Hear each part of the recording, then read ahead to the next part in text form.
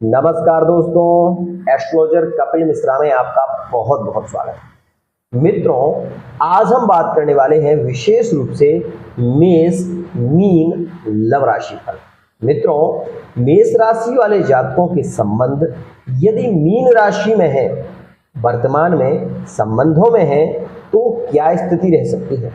क्या संबंध आगे बढ़ेगा? साथ ही मैरिड लाइफ में क्या स्थिति है? इस अप्रैल के महीने में पार्टनर का स्वभाव विशेष रूप से परिवर्तित होगा। क्या पार्टनर यदि ब्रेकअप में है तो क्या लौट कर आएगा? ये सभी विषयों के बारे में आज आपको जानकारी विशेष मिलेगी। तो मैं आपको बता देना चाहता हूं, अगर आप ये वीडियो देख रहे हो तो पहले ही मैं आपको बता दूं कि मेष और मीन के संबंध काफी समय से खराब चल रहे हैं।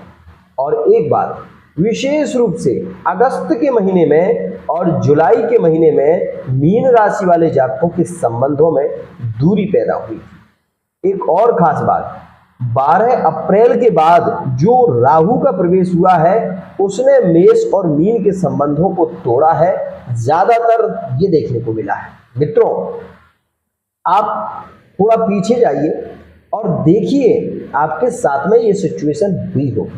वैसे मित्रों, मैं बता दूं कि 2019 से मेष और मीन राशि वाले जातकों में खटपट की स्थिति मची हुई है यहां पर। लेकिन जिन लोगों की कुंडली में गुरु की पोजीशन अच्छी थी, जिन लोगों ने पुखराज पहन रखा है, जो लोग गुरुवार का व्रत करते हैं, उनके साथ में ये सिचुएशन ज्यादा नहीं हुई है।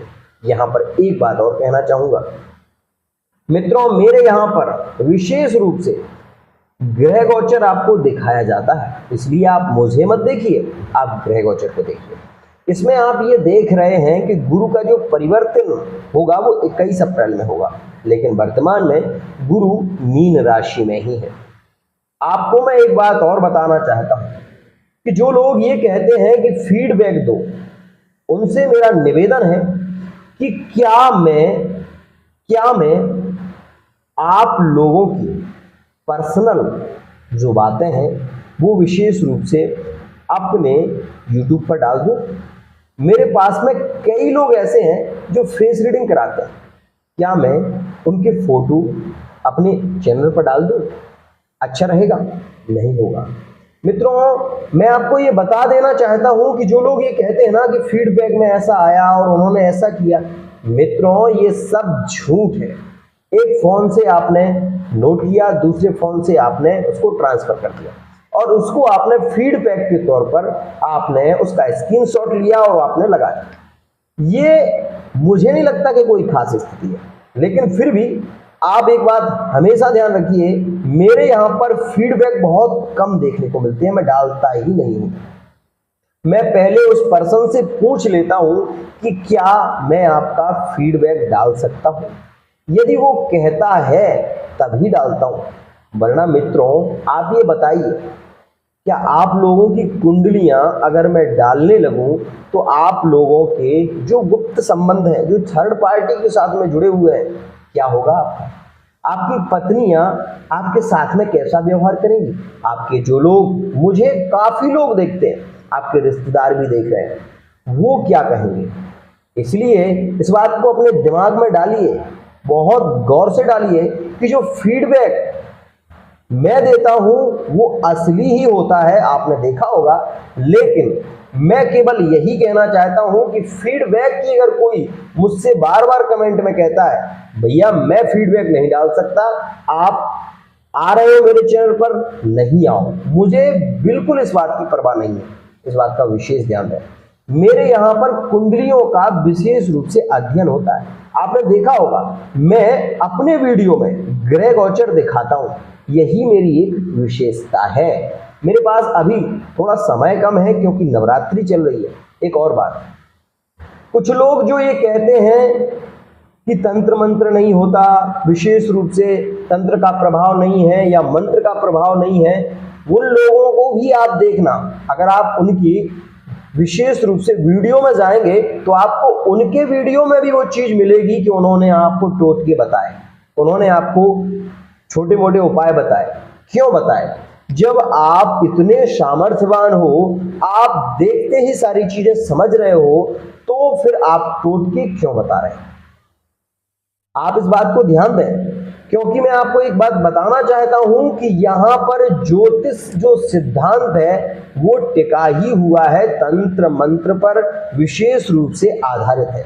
आज मां नवरात्रि में मां दुर्गा जी की उपासना होती है, मां बगलामुखी का लोग पूजन कराते हैं। केस जीतने के लिए बगलामुखी मंत्र का जप होता है। अगर लोगों की धारणाएं परिवर्तित हो जाएंगी तो क्या होगा, मैं आपसे कहना चाहता हूं। मेरा दावा है ये, मैं कभी किसी से ये नहीं कहता कि आप मेरे यहां पर आइए और आप विशेष रूप से मुझसे मंत्र जप कराइए, कभी नहीं कहता। आपने कभी पूछा, कभी सोचा ये बात, तो आप गलत सोच रहे हैं। मैं आपको यही कहना चाहूंगा कि मैं अपने वीडियो में भी मंत्र देता हूं और विशेष रूप से उन भटके हुए लोगों को राह दिखाता हूं जो अपने पथ से भटक चुके हैं। मैं अपने वीडियो में अक्सर मंत्र भी बोलता हूं और विशेष रूप से आध्यात्म से भी उन्हें जोड़ता हूं। आपको कितना भी कर रहा भूत लगा हो, आपके सर में बहुत ज्यादा दर्द हो रहा हो, आप मुझसे पर्सनल विशेष रूप से अपॉइंटमेंट लीजिए। मैं गारंटी से लिख कर दे रहा हूं, अगर आपके शरीर पर किसी भी नेगेटिव एनर्जी का प्रवेश है, 100% अगर ना चला जाए, तो आप विशेष रूप से मेरे पास में आकर कह जाना, मैं अपना चैनल बंद कर दूंगा। और बोलिए, मैं आपसे यही कह रहा हूं कि प्रभाव होता है और वही मैं बताता हूं। मेरे यहां पर किसी भी प्रकार की कोई धोखाधड़ी का काम कभी नहीं होता, ये बात विशेष है। चलिए मित्रों, अब हम बात कर लेते हैं मीन राशि के विषय में। आप इस ग्रह गोचर को बहुत ही ध्यान से देखिए। यहाँ पर आपको ये दिखाई दे रहा है कि जो गुरु का परिवर्तन 21 अप्रैल 2023 में हुआ, वो मेष राशि में हुआ। यहां पर मैं एक बात कहना चाहूंगा, मार्च के महीने में 31 मार्च में बुध का परिवर्तन मेष राशि में हुआ, पहली स्थिति हो गई।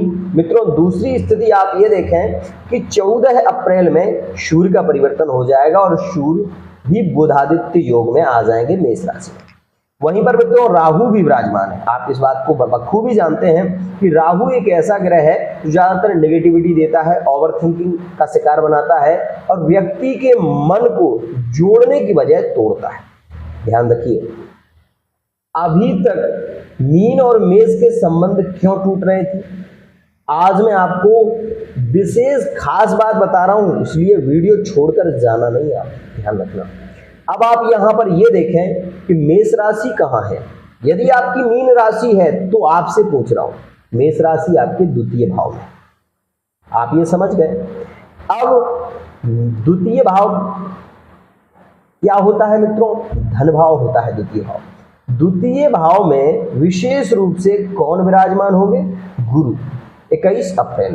ध्यान रखिए, जब गुरु 21 अप्रैल में प्रवेश कर जाएंगे तो ये कितने ग्रहों के साथ होंगे मित्रों, बुध, विशेष रूप से सूर्य, और यहां पर बुध और सूर्य की युति हो जाएगी तो सूर्य का बल बढ़ जाएगा, तो राहु को जो नेगेटिव प्रभाव है वो कम हो जाएगा।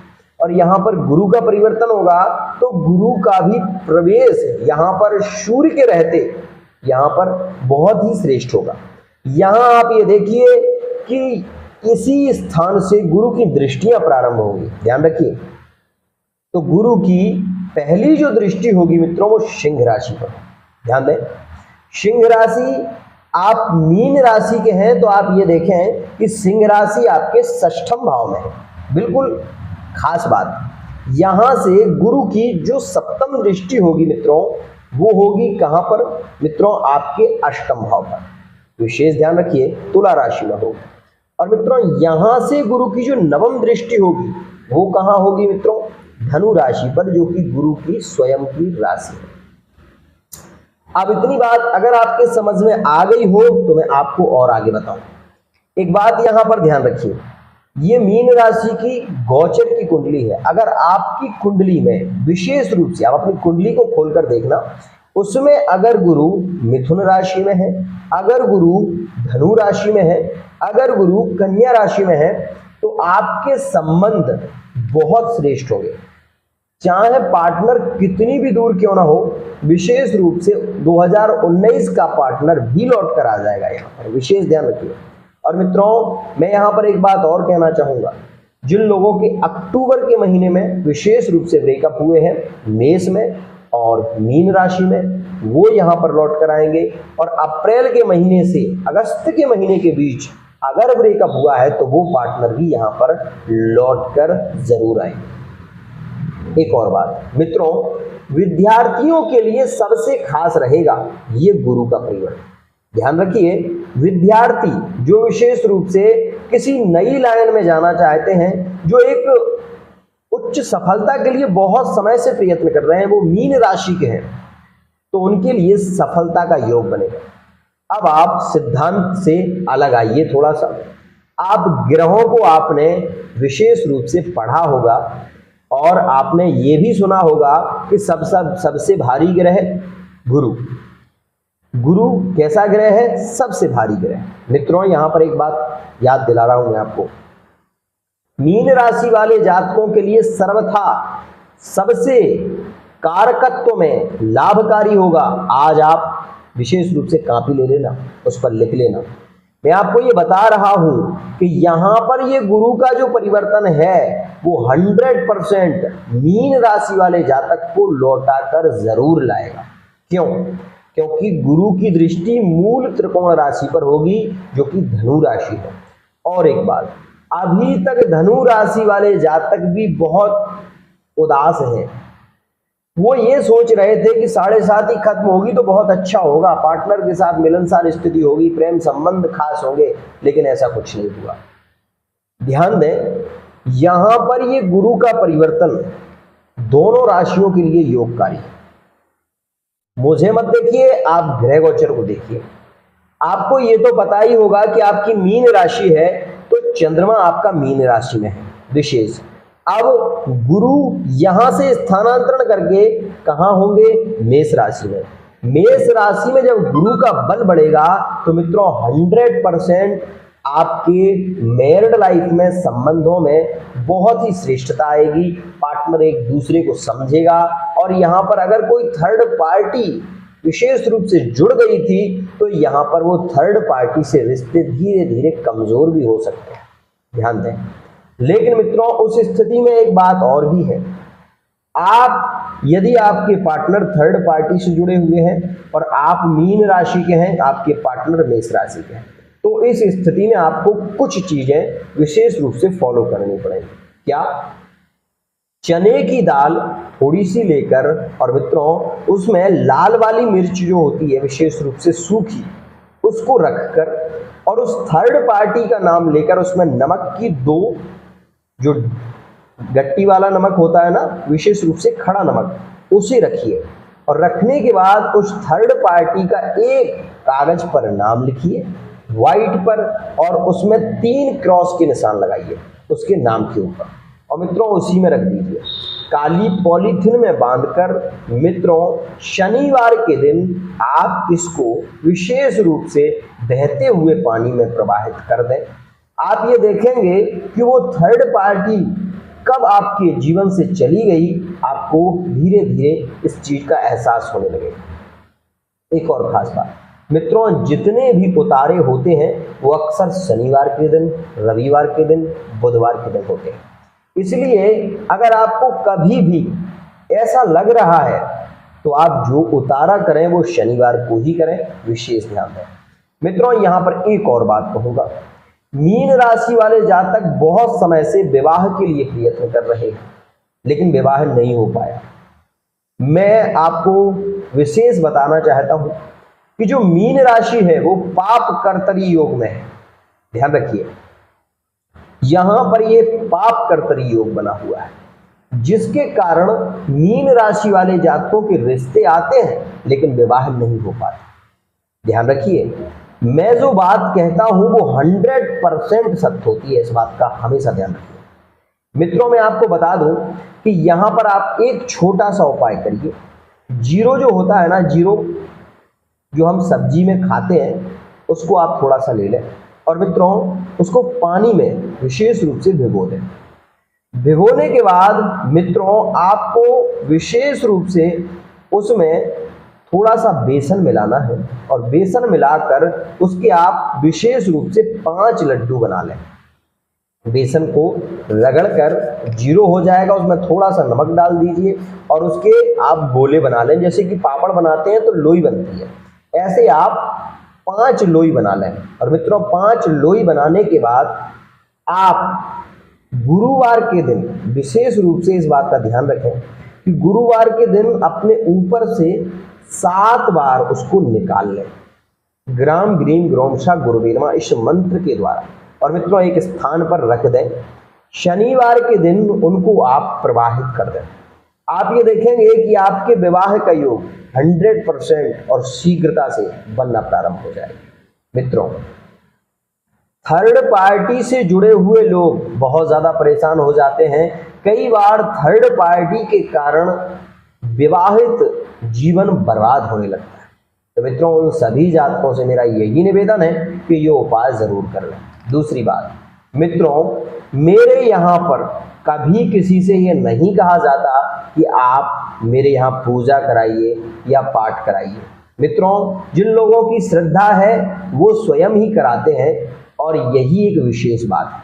मित्रों मैं अपने यहाँ पर जो कुंडलियां विश्लेषण करता हूँ वो लोग मेरे से इतने जुड़ जाते हैं कि वो एक बार नहीं कई बार कुंडली दिखाते हैं।